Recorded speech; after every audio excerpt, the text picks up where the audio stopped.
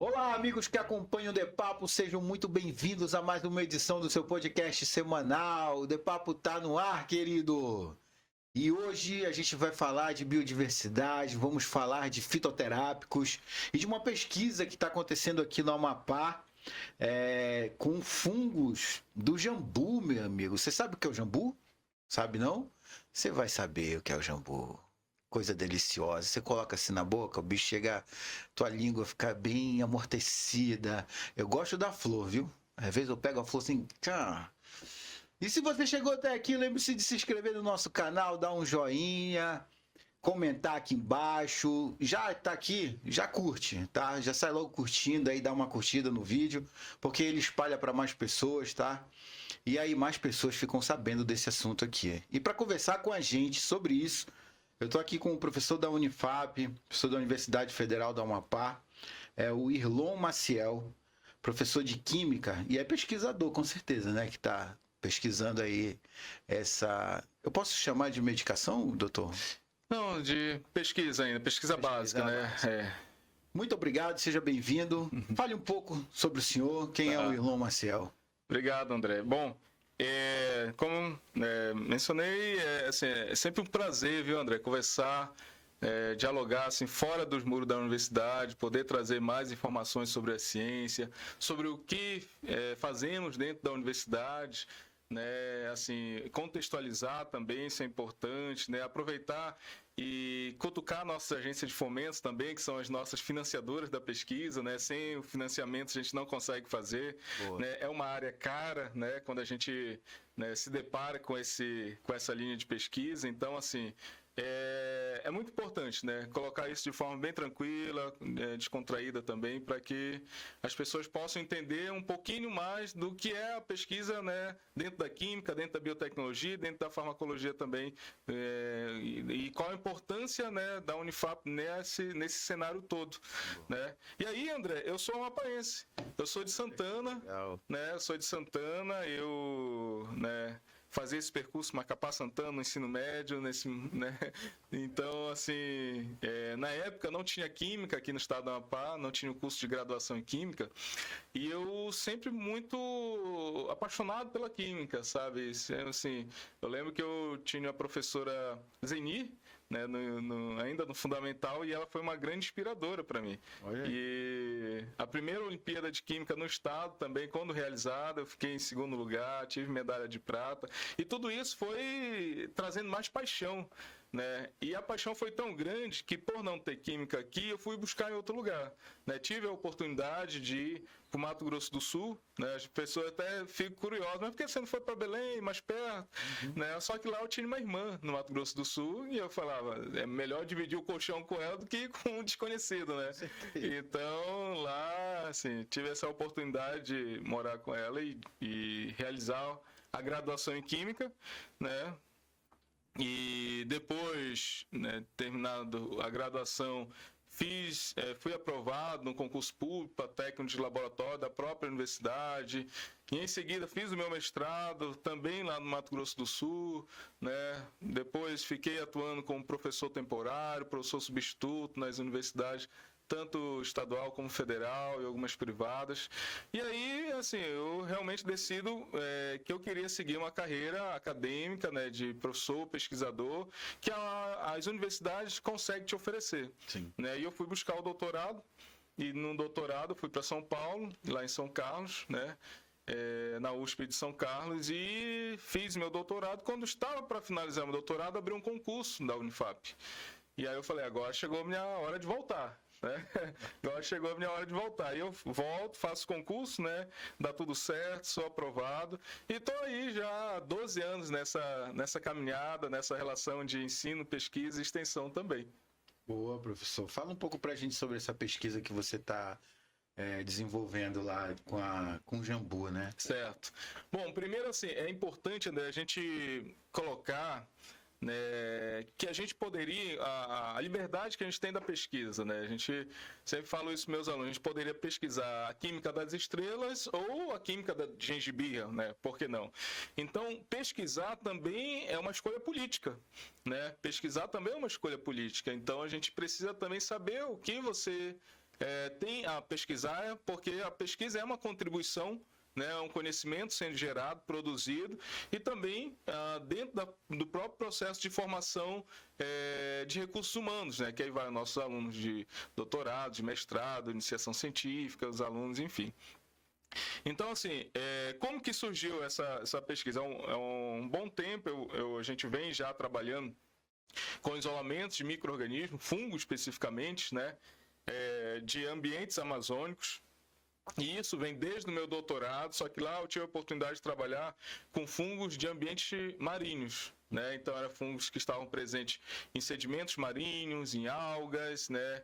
Enfim, naquele ambiente marinho. E quando eu venho para cá, eu volto para o Amapá, na condição já de professor pesquisador, eu falei, por que não pesquisar, né, os nossos ambientes amazônicos, que são diversos, né? Boa. São diversos.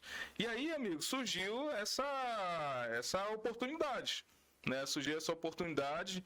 Anteriormente a essa pesquisa, nós já vínhamos publicando diversos trabalhos com isolamento de fungos de solo, de mineração, né? Fungos isolados da castanha do Pará, fungos isolados também do açaí, né? Fungos isolados também das folhas do urucum, nessa perspectiva de ter uma gama da biodiversidade microbiana. Porque, André, é o seguinte, muito se fala, né, na importância das plantas, né, como fornecedoras de biomoléculas, de moléculas interessantes, até mesmo que chegam a virar medicamentos, né? E o próprio ácido acetil salicílico, que é a nossa S, né, veio dessa perspectiva da prospecção de uma planta, né, com seus produtos químicos a qual ela pode oferecer. E só que não sabia. Sim. Então, sempre quando você tem essa perspectiva, às vezes, medicamentosa, muitas das vezes, é porque se ocorre por uma perspectiva de prospecção. E aí está a importância, né, dos nossos... não sei se você é amapaense ou não. Não, você considero. Mas desde 96 aqui. Então deve ter passado a experiência de alguém falar, né, ou da Amazônia em si, né?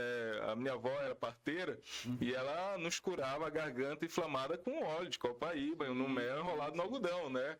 Então, cura a garganta. Cura a garganta. E isso assim, então, para te entender é o seguinte, que esse conhecimento, né, muitas das vezes praticado pelos nossos avós, né, os nossos antepassados, tem uma fundamentação científica, né? Tem uma fundamentação científica, então não é de fato algo aleatório. O que a academia, a universidade faz? Ela busca, né, muitas das vezes validar, né? Colocar provas científicas realmente que possam confirmar que aquela planta tem uma determinada substância, que tem uma determinada ação biológica que vai servir para algo, né, ao nosso benefício. Então, vem dessa perspectiva, né? Por que eu estou falando isso? Porque é importante a gente entender novamente, né, o porquê pesquisar isso, né? O porquê pesquisar isso. Então, assim, quando eu volto para o Amapá, eu volto com uma missão, minha mesmo. Desculpa. Volto com uma missão que eu coloquei para a minha vida, que a missão como envolver a Amazônia na nossa perspectiva da biodiversidade químico-farmacêutica, né? E aí, por isso que então eu me dedico sempre a escolher plantas amazônicas ou ambientes amazônicos para que a gente possa, de fato, produzir o conhecimento a partir desses espaços, sabe? Então, é nesse sentido assim que nasce o processo de concepção dessa pesquisa também. Já, para quem não sabe, né, não conhece, olha, o jambu, essa é uma hortaliça? Uma hortaliça, né? Consumida pelo amapaense. Joga aqui na central, meu filho. O pessoal tá na central? Tá. Esse é o jambu, tem essas florzinhas amarelas, né? Mas já tem umas pesquisas já desenvolvidas com jambu. Tem. O jambu, assim, como ele tem essa propriedade muito marcante, né? Que é essa picância, né? quando a gente mastiga e dá essa picância, essa anestesia, esse potencial anestésico, né? Que você fica com a boca, né? Inclusive eu adoro o tacacá, eu adoro o jambu. Acho que é por isso que a gente tá... minha filha também, desde pequena, gosta muito. E muito presente na nossa culinária, né? Muito presente na nossa culinária também. E isso, o jambu vem sendo pesquisado há muito tempo, inclusive na França, né, já se utiliza enxaguante bucal, o próprio extrato também do jambu, né, e outros países também já se tem várias patentes a partir da principal molécula presente, né, nas flores e na folha do jambu, que é o espilantol. Né, o espilantol, então, ele é uma amida graxa da classe das amidas, né, mais presente ainda nessas florzinhas, na inflorescência, do que até mesmo nas folhas. Ela que dá. E é ela que dá essa sensação de anestésica, né, que a gente começa até mesmo salivar, né? Eu achei até que já tivesse algum anestésico vindo dela, não existe. Não, ainda não, porque assim, o que limita, né, a gente colocar isso disponível, por exemplo, no mercado, é justamente a substância, porque assim, não dá para você também fazer assim, André, uma prospecção a partir só da plantação de jambu, né, você pode plantar e extrair, né, e utilizar isso numa determinada composição farmacêutica. Só que às vezes você não tem um controle, porque isso varia, né? A planta, essa substância presente na planta é uma resposta dela. Uma resposta em relação também ao meio ambiente, ao solo, à quantidade de chuva, quantidade de radiação solar, ao ambiente também que ela está inserida, sabe, a própria espécie, porque não sei se você já escutou, se o pessoal fala, o jambu do Pará, o jambu do Amapá, né? Então são espécies diferentes, né? Então, por ser espécies diferentes, possivelmente também elas têm quantidade de substâncias diferentes, entendeu? Então, assim, para que a gente possa colocar isso disponível, né, essa substância disponível no mercado, a gente faz todo um processo de prospecção, né? Hoje já se tem um professor da Unicamp, da Universidade de Campinas, ele já tem inclusive uma patente, né, sobre a síntese dessa molécula. Porque o que a indústria quer? A indústria quer isso, ela quer viabilidade do material. Sim. Né? Ela entende que essa substância tem viabilidade biológica, mas ela quer viabilidade de produção. Você entendeu? Entendi. Ela sabe que isso, né, tem uma atividade legal, mas ela quer saber o seguinte, ela quer lucro. Como que eu coloco isso no mercado em toneladas? Sim. Né? Em toneladas. Então, a síntese orgânica acaba ajudando nisso, né? Por exemplo, o próprio vitamina B12, né? Ela levou 12 anos para ser sintetizada. 12 anos, assim, foram passo a passo, porque imagina, as moléculas você vai recriar, no caso, sim, né? para você recriar e conseguir fazer que seja produzida a nível de laboratório em grande escala. Então a molécula você vai juntando peça por peça, átomo por átomo, né? E tem que garantir que tudo aquilo ali seja de fato a molécula desejada. Então é por isso que essa etapa também, né, ela é, além de custosa também, ela é lenta, né, porque exige esses detalhes também de uma área também muito particular, que é a síntese orgânica. Né? Então, assim, e o que a gente então espera dessa pesquisa de fato, né?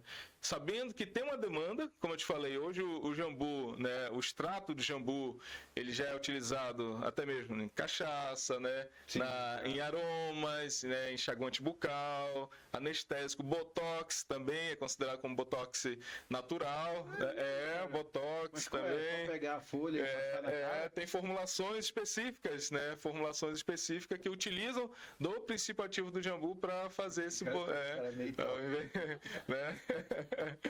É porque o fungo. Então, e aí que eu vou chegar no fungo, André. O fungo, como eu falei no início, né? Hoje a gente valoriza ainda muito a perspectiva das plantas, né? Como grande fornecedora de matéria-prima biológica. E a gente esquece desses micro-organismos. E esses micro-organismos, quando adaptados, né, eles também podem fornecer substâncias interessantes, entendeu? Então a gente tem vários micro-organismos, né? Tem os patogênicos, que são aqueles que causam doença, né? tem aqueles não patogênicos, que estão no nosso ambiente sem provocar doença. Tem os endofídicos, que são aqueles que estão dentro da planta, né, de um vegetal. E muitas vezes esse micro-organismo, esse fungo que está dentro, ele troca informação com a planta, informação genética, entendeu? Então é como se fosse assim, olha jambu, a Climéria oleracea, que é o nome científico do jambu, a Climéria oleracea. E aí os fungos, né, podem falar o seguinte, me mantém aqui, né, me fornecendo energia, sais, água, que eu te dou condições de produzir certas substâncias. Então é como se fosse um casamento, entendeu? E aí os fungos, eles vão então produzir substâncias que possivelmente podem ter uma relação com as substâncias presentes no jambu, né? Nesse caso do jambu. E aí, por que os fungos em si não fazer grandes, né, plantações de jambu, né? Porque você consegue ter um processo fermentativo através dos fungos muito mais rápido, certo? Então, assim, em vez de você ter um tempo de plantação, de colheita, de processamento, com o fungo você consegue encurtar esse período, né, esse tempo que você gastaria com plantação, colheita e própria extração. Então você encurta esse período, você consegue também ter um processo muito mais direcionado. Porque, André, é o seguinte, hoje em dia tem muitas pesquisas que fazem com que você tenha uma produção específica de substância a partir daquele micro-organismo, tá?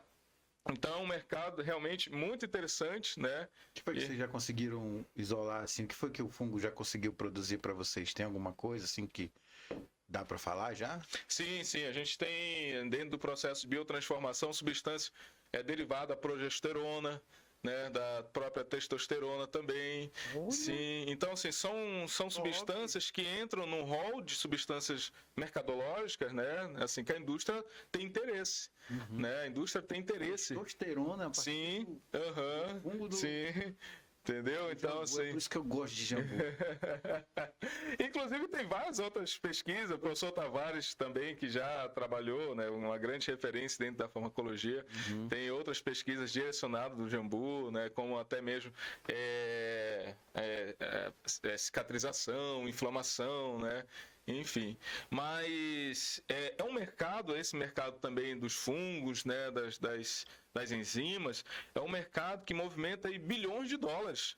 Porque hoje não é só mais o fornecimento de uma substância bioativa, é o próprio processo industrial que já vem incorporando esses determinados fungos, né, em certas etapas da escala industrial. Já consegue vender todas essas etapas. Isso. Você já tem, então, assim, a indústria cada vez... Inclusive, uma curiosidade, viu, André?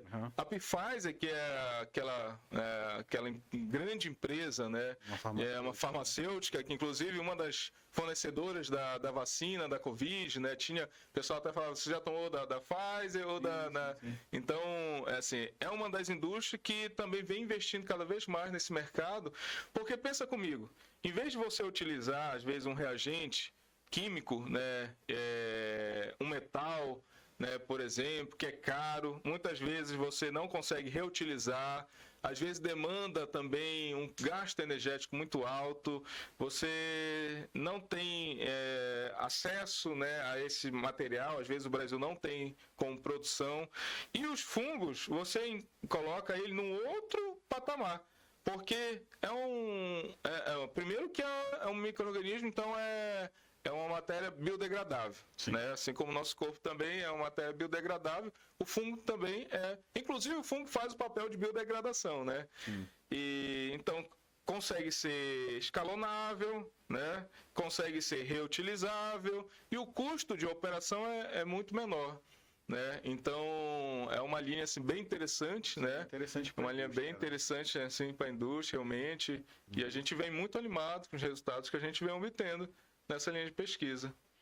E então dá para a gente citar outros? Tem progesterona, Você falou outra, qual foi? Sim, hoje a gente já trabalha lá dentro do laboratório, sim, estamos numa linha também de pesquisa que é fungos a partir do endofíticos da folha do urucum, né? Urucum que é aquela que tem aquela que é o coloral, né? Coloral. Então, assim, pensando nesse sentido, a gente espera isolar um fungo que forneça pigmentos que podem ser interessantes para a indústria de pigmentos, né, para a indústria têxtil, né, e não só a indústria têxtil, a indústria alimentícia também, né, que utiliza certos pigmentos, né, inclusive pigmentos, muitas vezes pessoas, eu tenho alergia a certos corantes, né, porque são corantes sintéticos, então são um rol de substâncias oriundo de produtos naturais, né, que às vezes essa demanda também vem crescendo, principalmente a Europa é bem adepta, né, dessa filosofia verde, né, de produtos verdes, oriundo de processos verdes. Então, assim, isso é uma outra linha também que a gente vem utilizando. Uma outra também que a gente já desenvolveu, inclusive tivemos uma aluna que defendeu a tese de doutorado dela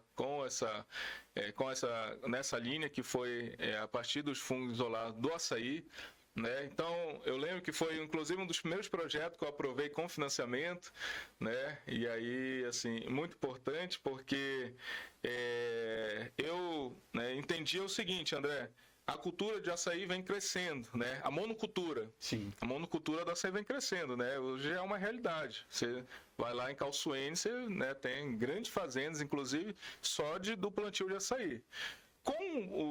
Quando você tem uma monocultura, você perde uma proteção natural da planta. É diferente daquele açaí que está na várzea, tá? Porque ele se comunica com o próprio ambiente. E essa comunicação é uma proteção também, né? É um sistema de proteção também, assim, com proteção... Na produção. Isso, que aí eu estou falando uma proteção de pragas, insetos, né? E até mesmo de micro-organismos patógenos à própria planta. Sim. Quando você tem uma monocultura, você não tem essa proteção natural. Então, o que acontece? A tendência de utilizar produtos químicos para controlar certas pragas aumenta, entendeu? Então, nesse trabalho, qual era a nossa perspectiva, né? Identificar fungos, né, isolados do caroço, das folhas do açaí, capazes de fazer o processo de biodegradação de pesticidas, né, de certos pesticidas utilizados na própria plantio de açaí.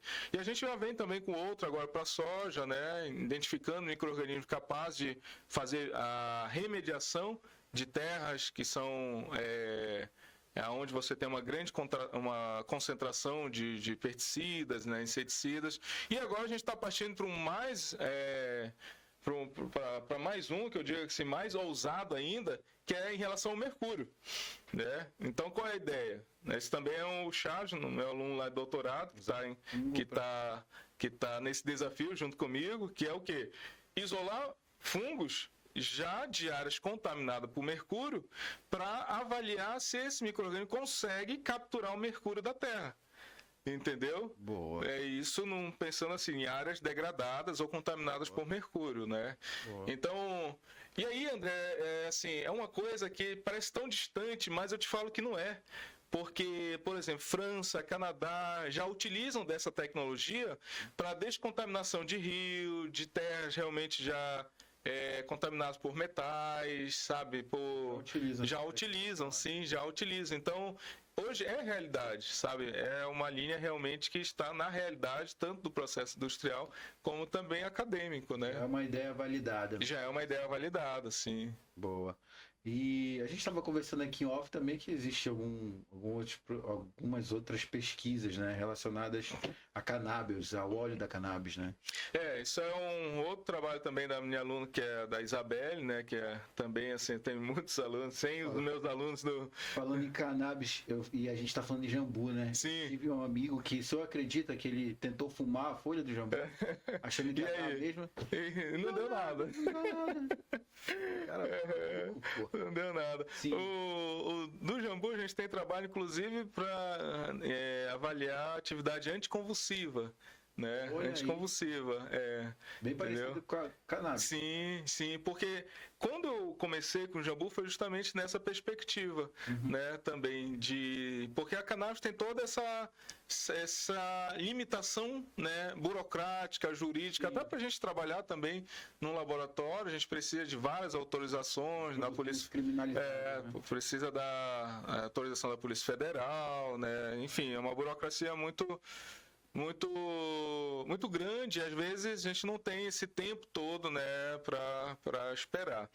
Então, enquanto isso avançam. Isso, estão avançando e o Brasil está ficando para trás, que é lamentável, né? Assim, mas assim, a gente vem tendo certos avanços pequenos hoje, inclusive a Anvisa, né, liberou o plantio de cannabis para o autoplantio, né, para você em relação ao tratamento. Então, assim, pequenos avanços já vem ocorrendo. Mas voltando à história do jambu em relação à cannabis, qual é a vantagem, né? Que é uma planta que não é proibida, né? Você pode plantar no seu quintal, né? Você vai na feira, você compra, né? Então, assim, isso já é a primeira, né, assim, digamos, alternativa, né? Não digo vantagem, mas alternativa. E a segunda é que essa substância, que é o xilantol, é isso que a gente quer realmente avaliar. Qual o potencial dela, né, nesses sistemas endocannabinoides, que a cannabis também vem sendo inserida, né, o CBD, que é o canabidiol, extraído da cannabis, vem sendo inserido, tá, na perspectiva clínica. Então, convulsiva, para dor crônica, né, para insônia, até mesmo processo melhoramento Alzheimer, né, o Parkinson, isso, também essa questão também, melhoramento do sono, né, ansiedade. Um colega nosso que usa o óleo, não vou dizer o nome, ele tem Parkinson, o que fica até. Isso. Ele usa o óleo. Sim. Isso. Ele tem muito. Reduziu muito. Isso. E aí, André, paralelo a isso, né? Então, assim, com o jambu a gente vem fazendo isso. Só que eu falei, cara, aí eu conversando com o professor, um dia eu fui dar uma palestra lá na Universidade de São Paulo, na Universidade Federal de São Paulo, que é a Unifesp, e aí ele falou, não, eu trabalho com canabidiol, que é uma das substâncias produzidas, né, encontradas na folha da cannabis. E aí eu falei, professor, então se você quiser, né, e tiver interesse, a gente pode fazer uma parceria, né? E aí, na verdade, ele já tinha uma parceria com a indústria, né? Então a gente vem, assim, de forma ainda bem tímida nesse processo, mas com bastante expectativa, né, de realmente conseguir, a partir dessa substância, outras substâncias com potenciais ainda mais interessantes, né? Ou substâncias que possam ser mais acessíveis, né? Do ponto de vista industrial, farmacêutico industrial, sabe? Porque quando você... Qual foi a pista que te deu para chegar a essa conclusão de que tu poderia usar da mesma forma um estudo ali parecido e tal? Do jambu, porque ambos vêm de um sistema que a gente coloca, que é o sistema endocannabinoide, né? Que é um sistema que inclusive a gente tem, é um sistema que a gente coloca como CB1 e CB2, né? E cada um cumpre uma função no nosso corpo, né? Às vezes está relacionado com a questão da digestão, ou está relacionado com a questão do sono, regulamento hormonal. Então, essas informações a gente vai coletando. O cientista, eu falo que ele é um minerador. Ele sempre está coletando informações, lendo, pesquisando e observando também daquilo que a gente vem fazendo, né? Então, assim, nada é por acaso, né? Então, assim, é sempre realmente com base em pesquisas anteriores, né? Se fundamentando para que a gente possa ter sucesso naquilo que a gente realmente vem apontando nos estudos. Está avançando, né, Iron? Tá avançando. A Isabel está indo agora para São Paulo em março para fazer rodar, me orientando. Eu falei, vai tu, que eu vou fazer os corre aqui.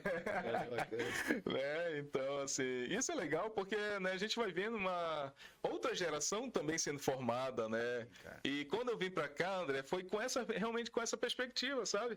Assim, não é só... né? Sim, não é assim, não, eu sou o maior, o melhor. Não, eu quero contribuir com a formação de novos jovens que vão entrar, né, e que irão dar continuidade. Eu sempre falo, o Irlão um dia vai passar, né? E espero passar, me aposentar e ir para a praia, tomar minha cervejinha.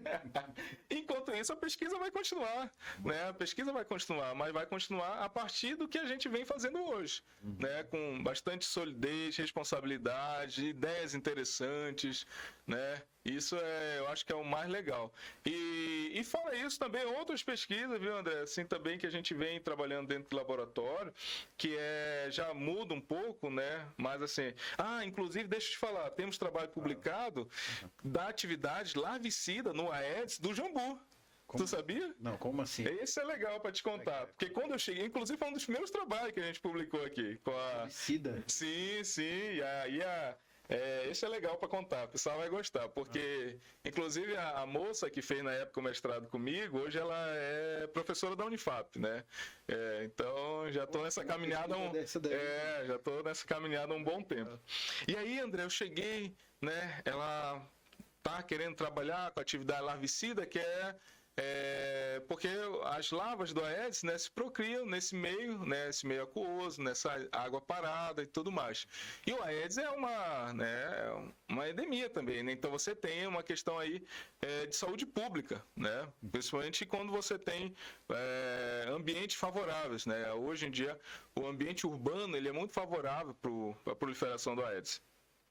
E ela queria trabalhar com isso. Aí eu falei, Nana, e ela falou, professor, mas eu não sei com o que eu trabalho, talvez qual planta eu poderia trabalhar. Eu falei, tu já tentou trabalhar com jambu? E ela falou, mas jambu? Eu falei, sim. Cara, a gente está na Amazônia, né? Ninguém ainda tentou fazer isso, bora fazer. E fizemos, deu certo, o resultado foi incrível, publicamos o trabalho numa revista internacional, fora do Brasil até, e para te ver, algo realmente que está aí, né? Que está na nossa feira, no nosso dia a dia. Então, assim, nessa perspectiva, André, de você, enquanto cientista, você tem que ficar atenado, né? Tem que ficar atento ao que o mundo está te dizendo aí de informação. Muita né? Esse mato. E foi muito legal, eu sempre cito esse trabalho, porque, assim, a gente não conseguiu fazer, né, o depósito de patente porque perdemos o prazo, e hoje assim, já tem outras pesquisas, mas foi algo bem interessante assim, dessa astúcia, né, que assim, a pessoa que está pesquisando precisa também entender. Sim. Só ver aqui mais. Tem umas perguntas que a gente separou aqui. Hoje, em quais tipos de produto o espilantol já é utilizado? O espilantol é o do jambu. O espilantol ele já vem sendo utilizado em alguns produtos, né? Tanto na sua forma sintética como na sua forma também de semipurificação, em produtos até mesmo de produtos íntimos, né? Tem o tremedão, então assim, produtos íntimos, o espilantol já vem sendo utilizado. Tremedão, né? Tremedão, que fica tremendo, né? Tá. Eu não posso falar o nome do produto, senão não estão me pagando para fazer, uma xandar, né, André? Tá bom. Mas hoje é bem comum, se você jogar aí no Google, você vai encontrar produtos eróticos à base de jambu, entendeu? Né? A gente tem hoje em dia várias, o jambu sendo cada vez mais incorporado. Então, assim, entendi. Então, dê a dica aí pro povo, né? Valorizar a Amazônia também até. Mas, assim, de fato, sendo incorporado também, né? O professor Tavares também, inclusive, ele tem um estudo, né, na perspectiva da atividade da ereção, né, da ereção masculina, inclusive foi o professor Lecildo, que é médico, ele fez um estudo da aplicação do extrato de jambu, né, e avaliando o processo de ereção masculina. Então, assim, eu gosto de comer jambu, rapaz. Sendo que tu não gosta, começa agora. Jambu, meu irmão, olha. Mas sim, fica a dica, mas... E assim também em produtos como o enxaguante bucal, né? Enxaguante bucal, porque ele também serve com bactericida, né? Então você tem aí uma perspectiva de enxaguante bucal. E então, assim, André, tem vários produtos. Eu acho que é importante a gente se adiantar nessas pesquisas, né, para que isso volte em termos assim de conhecimento, mas também da perspectiva da indústria, de emprego, né, do próprio cultivo, né, áreas assim. Hoje no Pará, o Pará já consegue se organizar mais nesse sentido de plantios, e a gente está falando de vários hectares de jambu, sabe? Não é só uma hortazinha, não. Hectares mesmo, diversos hectares, né? Com o objetivo de fornecer matéria-prima. Boa. Né? Então a gente tem aí o jambu sendo incorporado em cachaça, em farinha, né? Em diversas também situações culinárias, né? E então isso é bem interessante. Você acha que assim o Brasil ele ainda aproveita pouco esses produtos da nossa biodiversidade? Aproveita. Infelizmente, no Brasil, a gente é muito limitado, né? Desde o processo da produção do conhecimento, como também na proteção desse conhecimento. E aí, quando eu digo proteção, estou falando de patentes, muita burocracia. Muita burocracia. Você tem aí... Assim, às vezes, para a gente, quando cientista, é até desestimulante, sabe? Fazer uma solicitação de patente pelo tempo que se leva para poder chegar a um parecer favorável da tua patente. Quanto Então, tempo demora mais ou menos? aí é de 6, 10 anos, dependendo. Muito. E outra coisa, não é só patentear, é você estabelecer uma relação econômica também, né? Porque essa patente ela vem depois dos testes? Vem depois dos testes, validado. Então não tem, você faz uma pesquisa também para ver se não tem nada semelhante. Entendeu? Você tem que comprovar que não tem. E assim, então não é só patentear também. Você tem que... às vezes você faz a patente no Brasil, mas o cara lá no México também iniciou e faz a patente dele lá. Né? Então você às vezes tem que patentear em vários países estratégicos, sabe, para poder garantir que realmente proteger esse conhecimento. E aí, André, o que acontece? As indústrias, né, elas podem negociar essa patente, né? Então, ela pode querer comprar essa patente, ou seja, comprar esse conhecimento. E isso pode voltar. Quando você vende, a universidade também recebe, né? Então, volta para a própria universidade o próprio investimento. E assim a gente dá continuidade, né, à viabilidade da pesquisa. Então, assim, o Brasil, infelizmente, ele vem melhorando muito, né? Desde que eu entendo e acompanho na minha vida acadêmica, né, de pesquisa, a gente vem dando saltos aí interessantes, mas a gente ainda precisa ainda de uma robustez, né, de equipamentos, insumos, uma rede também de colaboração ainda muito mais densa, né, muito mais favorável. Por que eu estou te falando isso? Porque às vezes se concentra muito no Sudeste, né? Ali São Paulo, Rio, né? Até mesmo Rio Grande do Sul. Hoje, Pernambuco, Rio Grande do Norte também se despontam como potência, né? Mas ainda assim a gente ainda vê que é muito... é uma diferença muito grande, sabe? Por exemplo, eu trabalhar num laboratório que eu utilizava um equipamento de 800 mil, né? Assim, que tinha no laboratório onde eu estava, e no laboratório do lado tinha outro, no outro lado do prédio tinha outro, né? Aqui a gente não tem nenhum no estado desse equipamento, e não é um equipamento somente para pesquisar e fazer os artigos, é um equipamento que poderia estar auxiliando, inclusive a Polícia Técnico-Científica, os bombeiros, né? Enfim, um know-how de situações que a gente poderia incorporar. Então, eu vejo assim, que apesar dos nossos avanços, realmente a gente ainda tem um caminho ainda mais longo, né, para percorrer, para que a gente possa dizer que é um cenário favorável. Então, a gente vem nos desafios, né, cotidiano, enfrentando esse desafio, realmente.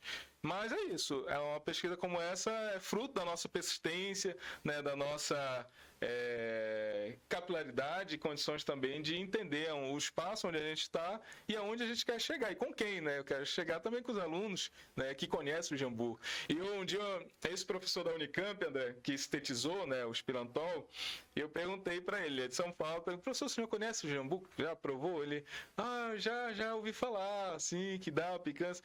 Então, totalmente descontextualizado, né? Entendeu? Então, importante. Nem provou o jambu.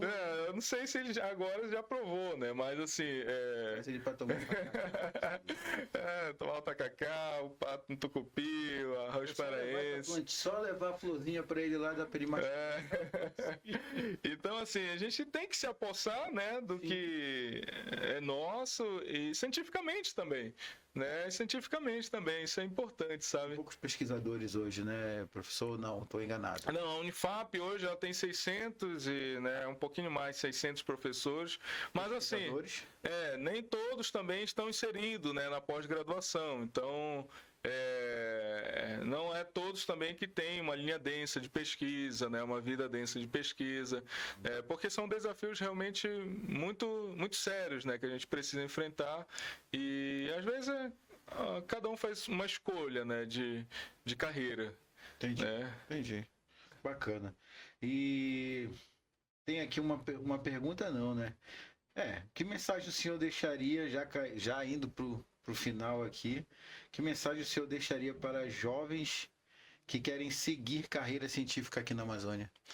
Bom, a mensagem que eu quero deixar é que a gente não pode desistir, né? Tão difícil, e, assim, André, pra gente sair, né? Pra gente sair do Amapá pelas nossas condições geográficas já é difícil, você sabe disso, né? Ir para Belém já é difícil, né? Às vezes o aluno precisa ir para um congresso, né? Se capacitar, apresentar seu trabalho, seus resultados. Então, a gente enfrenta essas barreiras, né? Geográficas já. Estamos distantes dos grandes centros, onde a maioria dos eventos ocorre, o compartilhamento de informações também ocorre. Né? Então, isso é bem difícil. Mas a gente não pode desistir. Né? Eu acho que o mais importante realmente é o jovem hoje que quer, né, ter uma vida na ciência, na pesquisa, ele realmente ficar atento, inclusive, a partir de hoje, do seu redor. Né? Lembra que eu te falei, iniciei falando sobre minha avó, que curava a garganta? Sim. Isso, para mim, foi o mais legal, cara, porque assim, a gente fazer uma comunicação entre o que é aquele conhecimento que ela trazia, né, e o que hoje também eu consigo dizer, né, dentro da validação. Então, eu acho que isso é muito bacana para o jovem, né, se atentar ao seu redor, que temos aí situações fantásticas, oportunidades também, né? Querendo ou não, na Amazônia nós somos um laboratório a céu aberto, né? Então temos várias oportunidades, né? E ficar atento a essas oportunidades realmente que vêm, que são colocadas, né? E, claro, também uma dedicação, né? Não se faz sem dedicação, né? Eu falo para os meus alunos assim, claro que a gente não tem que ser, né, uma máquina de ficar lá no laboratório e tudo mais. Mas, assim, tem momento que você vai optar. Eu não deixo de tomar minha cervejinha, viu? Mas eu tomava em casa depois que eu chegava do laboratório. Mas, assim, mas deixei de assistir, por exemplo, muito jogo da Copa. Sim. Deixei já perdi final de semana, feriado, enfim. Isso é a opção, né? São escolhas que você, quando você quer, né, você precisa saber quais são as opções, as escolhas que você vai tomar. Né? Mas é claro, assim, André, não é todo mundo que chega na universidade, faz mestrado, doutorado, que vai ser um grande pesquisador. Né? Existe também uma diferença muito grande entre, às vezes, só o doutorado não é suficiente para você ter o know-how da pesquisa. Você também tem que ter essa sensibilidade no seu dia a dia. Né? Dentro das relações e principalmente do ambiente que você está inserido. Boa, bacana. Professor Elon, muito obrigado por ter vindo aqui, separado esse tempo para falar com a gente sobre essa pesquisa de extrema importância. Né? Continue seu trabalho, mete ficha mesmo, bora ver se a gente consegue criar produtos, mais produtos, né? De repente a gente poder plantar jambu aqui para a universidade. Claro. E para você que ficou até aqui, muito obrigado. Como é que faz para encontrar o professor Elon? Eu estou num laboratório de biocatálise, síntese orgânica aplicada, tá? Vinculado ao curso de Química, no bloco N da Universidade Federal do Amapá. Certo? Então é um laboratório assim que você de cara vai ver a pintura do Afrânio, que é um artista amapaense, né? Então assim tem a marca dele na entrada desse laboratório, então eu tô sempre por lá, tá disponível. Tem rede social, professor? Tenho sim. Tenho o meu Instagram elon.ferreira, tá? E quem quiser me seguir, pode seguir. Quem quiser mandar também mensagem, pode mandar, tá bom? Tá bom. E tô sempre lá. Hoje eu oriento nos programas de ciência farmacêutica, inovação farmacêutica e também do Bionorte, tá? Que é a nossa rede de biodiversidade e biotecnologia da Amazônia. Boa. E é isso aí. Deu like? Não? Dá logo like aí, cara. Joga pra mim aqui, Marcos. Joga pra mim aqui. Tá pra mim aqui? Tem certeza? Não tá no meu retorno. Tenho certeza, Tá né? bom. Chegou até aqui, dá logo like, meu amigo aí. Se inscreve no canal e, ó, muito obrigado pela tua audiência. Espalhe esse vídeo pra mais pessoas aí. Ajuda a gente a crescer. Valeu, até a próxima. Fui! Foi. Valeu, André.